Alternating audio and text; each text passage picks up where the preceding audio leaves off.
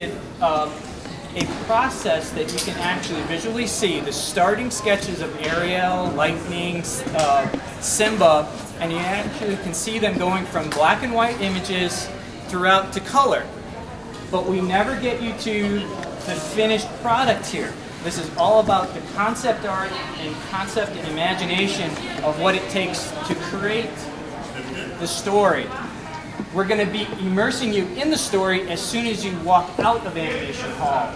So that's where your real story begins, when you're immersed inside the movie. But right here, it's all about the character development. All of these images behind me, the color script wall to your, at the center spine, the storyboard chandelier, are all archival images from the 4 movies. Some have never been seen before. A little bit more about the lobby. The lobby, actually, you can, the desks are little pods that our cast members can interact with our guests a little bit better. They can actually come from behind the desk and actually have a more intimate experience than just having a straight wall in front that separates the cast member from the guest. Again, the TV watching area for the kids also has an animator that will actually be drawing some of the images that you see behind me. So again, very colorful, very concept-driven, very much inside an animator's imagination. Our storyboard chandelier has a guest signature. He visited a few weeks ago, John Lasseter, if anybody. So it was great to have him actually sign. He actually loves it, loves the resort. Got rave reviews from him, which was great for the project team. Very, very proud of that. Again, has it a little bit more about the color script wall. The color script wall are images that are about 1 inch to 2 inches when they first do it. They are actually mood boards, more or less. Lighting equals emotion. So it actually studies the light quality throughout each scene. So you'll see a little bit of that as artwork or interiors that we used in Animation Hall also. Really, really neat. And those are actually from the movie. If you guys have any questions, I'll be glad to ask.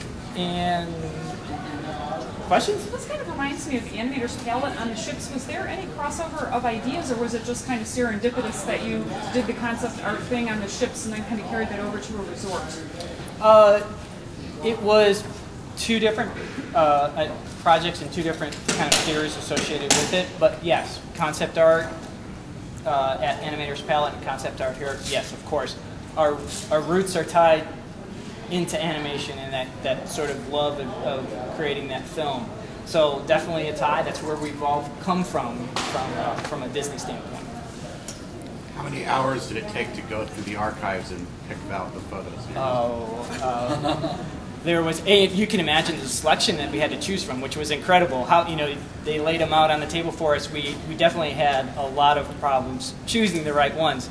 But the help of Pixar and help of feature animation, the actual animators themselves helped us through this to really kind of understand, okay, yep, that's an early Ariel, you know, or that's an early Lightning.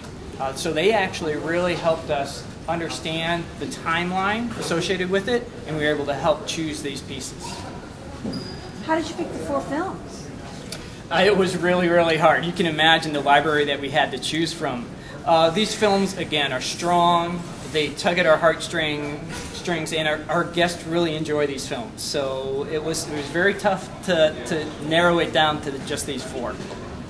Even back a step from that, moving from the half-abandoned Pop Century theme to this, where did that sort of transition happen? Well, it's been close to 10 years since we opened our last resort, and we got a lot of guest feedback.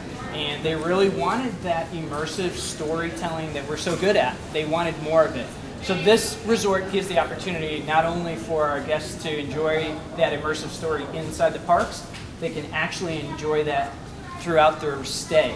So they can wake up and go to sleep all immersed in a Disney story.